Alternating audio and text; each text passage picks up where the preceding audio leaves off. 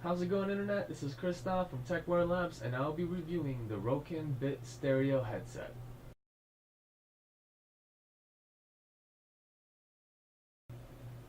So, with the new urges of wireless headsets, as you've seen iPhone's new version not including a headphone jack, we've seen a lot of different little head pieces that are becoming more and more wireless, meaning no actual wire is involved.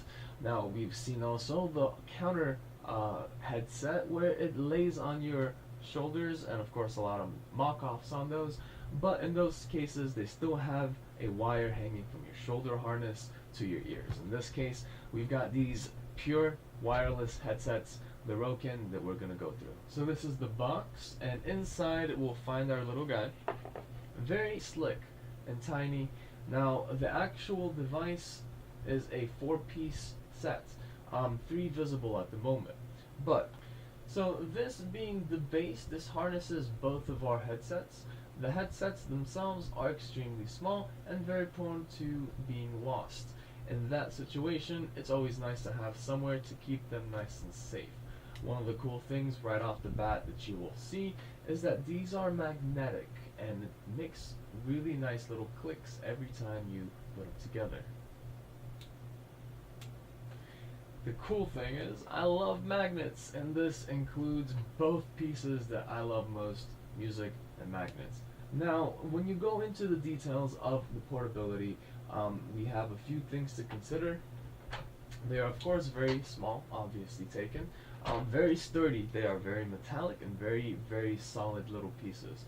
I wouldn't say a drop or many drops will break them, but maybe you would lose them first before you break them. So that's one of the other worries you want to consider. Always use your base when you're not using them, and always keep them intact. So as far as these two separate, they connect through a Bluetooth 4.1 channel. The new channel includes a new, more smart way of distributing power to the Bluetooth device, meaning that when you take a device, let's say yay far, it can calculate how much distance, let's say from my headset to my phone. It can calculate the general distance between the two devices, and the phone can change its power output and as well as the headset. Now, as far as connectivity, these headsets are pretty cool. Again, they are separate pieces, and what happens is they can connect together and create a left and right channel when they actually as well tell you which headpiece will play which channel role. Now, the main one is normally the left channel. If you are doing a stereo paired set of headsets. Now, you can also do something cool. Each one of these does come with its own independent brain, meaning that you can connect these two independently to two different devices and being able to control them both separately, using potentially both of their vocal assistants. The cool thing in that case is you're able to multitask much more efficiently. If you're always on the go and you're expecting things, and maybe you have 2 lines you're working with, 2 different phones, now you've got them connected directly. It is going to be very confusing considering they don't really distinguishingly look different or feel different, other than, and there's no indicator that tells you continuously which channel's which. It just tells you once, then you're on your own. But it is a cool idea to have the flexibility of each individual piece. Now, they do also sell these on the website as individual pieces for $59. That is the current price. It may change always in the future.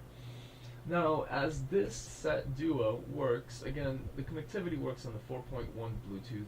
One of the things that I didn't really understand, didn't really like, and I saw the functionality of it. The 4.1 channel lets the device judge the distance between the phone and the headset and specify power usage to both devices so you can have a much more efficient system. That makes perfect sense. One of the things I've experienced, and maybe it could be either between the 4.1 Bluetooth feature, or it could also be simply the interference of external forces, but the connections on these are, well, they're good and they are functional. They're very well. But they do disconnect in certain situations. Meaning, here in my room I have plenty of technology, plenty of wireless devices. God knows my brain is probably fried by now. But the idea is when I'm in here, I can I can have my phone and my headset in my lap and in my ear, I still get a weird cutoff, especially if something around me happens. Maybe a wireless. I think I was pinging a computer to see if it was functioning correctly, and every time I pinged, it disconnected my headset. But it does happen often enough. Now, I can understand when I'm moving away from my phone, and it's already judged the distance between the phone and my ear and created its own specific power usage. And then when I move it away from that distance, it may hiccup for a second but reconnects, which is cool. But when it comes to my headset in my ear and my phone in my lap, and I still get this weird interference, maybe I should figure out the pollution of frequencies in my ear. But the matter of fact is, it's still a weird experience to have. So I don't really use it inside. I use it on the go very often, simply because of this interference. So as far as the sound quality, it is good for its size. It works between the 20 hertz and the 20,000 hertz or 20 kilohertz level, which is a good range, and especially for its size, does do a good set of low frequencies. Now, of course, you're not going to expect anything lower than 20. There's very, very seldom cases with headsets that are small that actually function anywhere lower than 20, maybe even 10, but it's a really poorly emulated process. This is because in turn that headsets and speakers of any kind have a limitation based on their physical size. You gotta consider the size of the speaker itself will give it its range, and if this speaker, of course, headset level, you're not expecting dubstep level subwoofer in your ear, which would probably not be good for you anyway. But as far as the microphone as well, it is a good feature to it. The microphone is on each one of these on the back, meaning that again it can be sufficient to use separate on each device, even including phone calls. The sound is good. The environment does affect the actual quality and interference in between.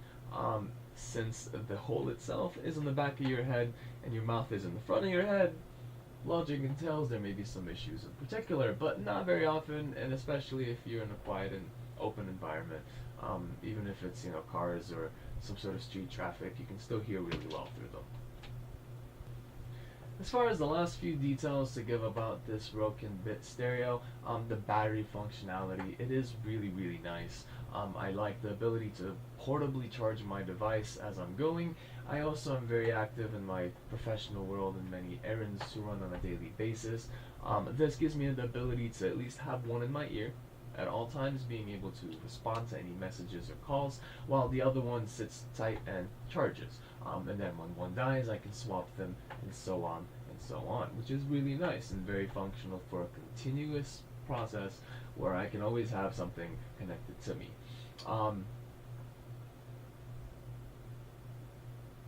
The buds themselves have a actual capacitance of 55 milliamps, and for this device particular, it ranges between the 3 to 4 hour, depending on volume and depending on duration of usage over time, but about 3 to 4 consistent hours of music, let's say.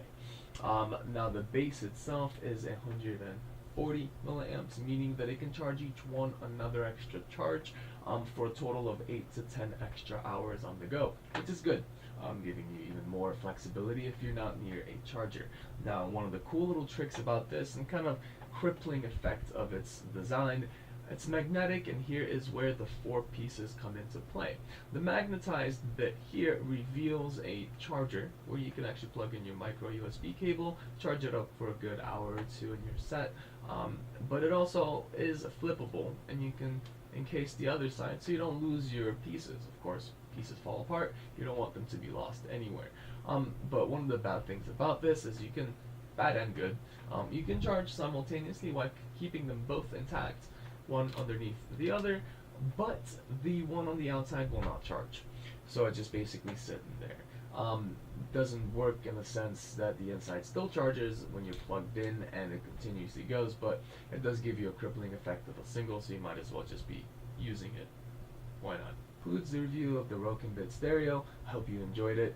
Check it out on their website, rowkin.com. They've got 2 specials going on right now. One is a single bud for $59, and there's a dual bud, this exact one that you see, or other ones as well, for over $100. Definitely recommended if you are in a busy situation and you want to experience that really nice wireless feel. One of the cool things I didn't mention yet is when I'm dancing or doing any form of movements with my head, rocking out some, metal here and there. This stays in. This is very secure in the ear, as you can tell. It actually sits on the inside and gives it a nice harness, natural harness, very ergonomic, if you will. But that is one of the cool things about it. I can have it on all the time without any issue. Soreness happens only if you use the wrong pieces. Not the wrong pieces, but everyone's different. You want to use the correct size pieces of the actual headpiece, the rubber piece. So that's really it. I'm blabbering on now. That concludes our review. Thanks for watching, guys, and keep up with the next review. It's going to be the Cherry keyboard with the MX blue switch. No. Okay. I hit it. I hit the full details on that one.